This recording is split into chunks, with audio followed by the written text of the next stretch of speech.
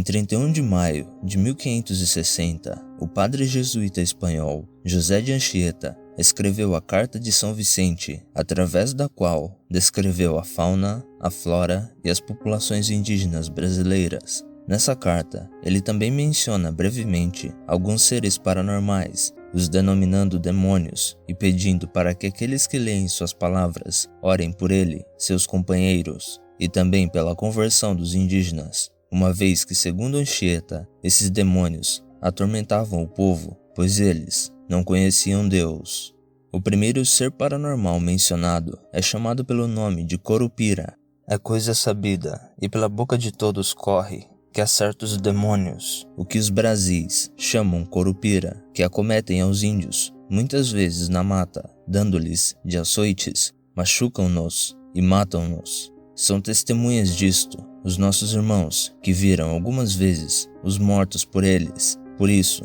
costumam os índios deixar de certo caminho que por ásperas brenhas vai ter ao interior das terras, no cume da mais alta montanha, quando para cá passam penas de aves, abanadores, flechas e outras coisas semelhantes, como uma espécie de ablação, rogando fervorosamente aos curupiras que não lhes façam mal. A lenda desses Curupiras, citados por Anchieta, surgiu no Amazonas e se espalhou pelo Brasil, sendo também conhecido pelos nomes de Gurupira, Corubira, Coropil, Corupira, Currupira e Curupira, tendo como significado mais aceito o de que no idioma tupi, a palavra curu é uma abreviação de curumim, que significa menino ou criança, e pira significa corpo. Sendo assim, Curupira quer dizer corpo de menino ou corpo de criança. Essa nomenclatura descreve a sua aparência física mais comum, que segundo as lendas é a de um pequeno índio, com cabelos vermelhos ou careca, longos pelos por todo o corpo, olhos verdes, pés ao contrário, nenhum orifício excretor ou órgão reprodutor.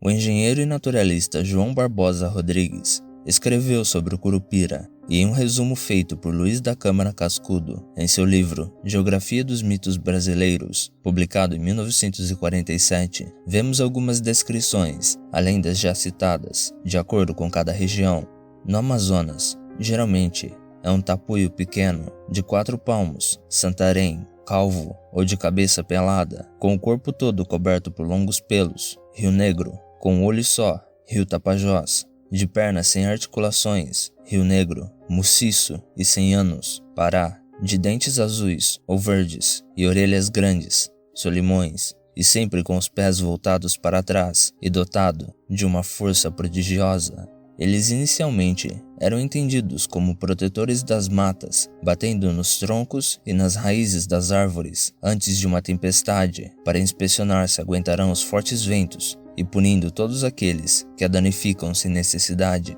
Mas com o passar do tempo, também começaram a serem entendidos como os guardiões dos animais, que com assovios estridentes ou parecidos com o de uma coruja, guiam manadas de porcos do mato e veados, sendo que, segundo a lenda, aqueles que olham aos arredores desses animais conseguem ver a silhueta torta de um curupira em meio às árvores. De acordo com o padre Anchieta, quando os índios adentravam as matas profundas, eles levavam oferendas para esses seres, e acredita-se que esse tipo de acordo perdura até os dias de hoje, sendo que atualmente aceitam principalmente o tabaco. Os curupiras são as criaturas que mais aparecem nas lendas indígenas, onde são necessariamente vistas como criaturas más e perigosas que devem ser temidas e evitadas a todo custo, pois são capazes de imitar a voz humana para atrair pessoas, principalmente crianças, para o interior da mata, onde as aprisionam dentro dos troncos das árvores, e são inteligentes ou zombeteiros o suficiente para se disfarçarem de ser humano e irem até as aldeias para criar intrigas e inimizades, promovendo o caos e levando todos à perdição. No Brasil, eles não costumam estar associados ao sequestro e abuso de mulheres, mas existem lendas parecidas nos países vizinhos que descrevem essa característica, então é possível que os curupiras também façam algo do tipo. Os maiores inimigos dos curupiras são os caçadores. Esses normalmente recebem os animais necessários para sobreviverem, só que por vezes agem de maneira gananciosa e acabam matando animais muito jovens, grávidos ou simplesmente mais do que deveriam. e nesses casos, os curupiras os punem. Por terem a habilidade de metamorfose, se transformam em uma presa que sempre fica diante dos olhos do caçador, mas que o mesmo nunca consegue atingir, e na tentativa de pegá-la, vai adentrando a mata cada vez mais, enquanto que o rastro do caminho por onde ele veio é desmanchado, o fazendo se perder, ou às vezes, o caçador consegue matar o animal com apenas um golpe, mas ao se aproximar, vê que na verdade matou um companheiro de caça, um amigo, um filho, ou mesmo sua própria mulher. Eles também podem fazer as pessoas ficarem perdidas nas matas ao confundirem sua mente ou as assustarem na forma de uma onça pintada, o que as fazem sair da trilha e se tornarem incapazes de voltar para a mesma,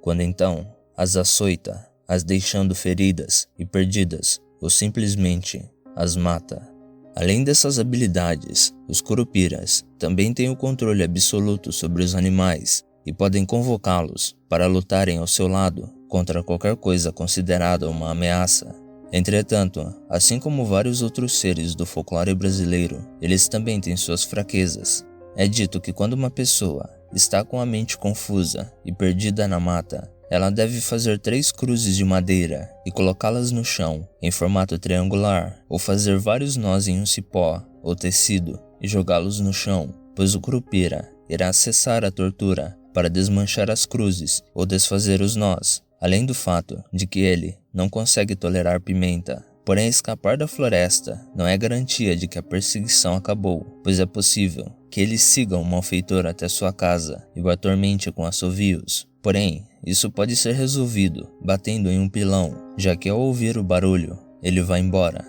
Os encontros com o curupira não costumam ser algo explícito. Na realidade, eles não costumam se mostrar, preferindo ficarem escondidos e se manifestarem como vultos ou silhuetas que são vistas por um segundo e depois somem. As pessoas que têm o azar de estar sendo observadas por um deles sentem calafrios por todo o seu corpo e estão sempre em alerta, pois a sensação de estarem sendo observadas é muito intensa. Uma possível explicação sobre a origem da lenda conta que em 1639, o padre espanhol Cristóbal de Acunha explorou o rio Amazonas sob o comando do capitão português Pedro Teixeira, onde ouviu falar sobre um povo chamado Matuissés ou Matuyus, que tinham os pés ao contrário. O historiador Urbino de Souza Viana também falou sobre os Matuyus e, segundo seus registros, vimos entre eles um certo calçado muito próximo de alparcatas, feito de palha entrançada, de forma que a parte da frente servia de descanso ao calcâneo.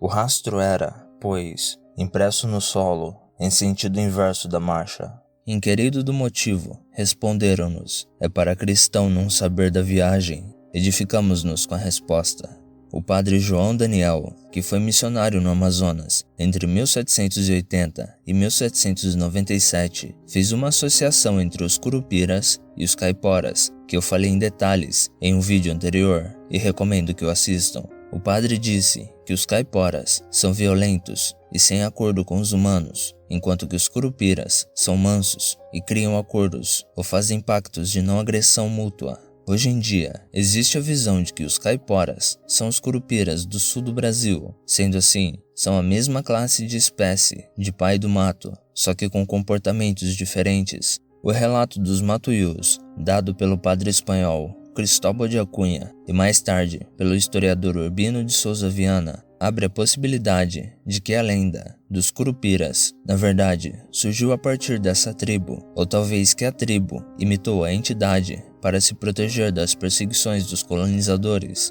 assim fortalecendo a possível existência dos curupiras.